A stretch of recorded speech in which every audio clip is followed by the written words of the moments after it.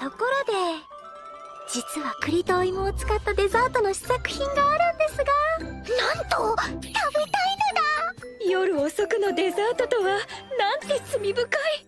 おや、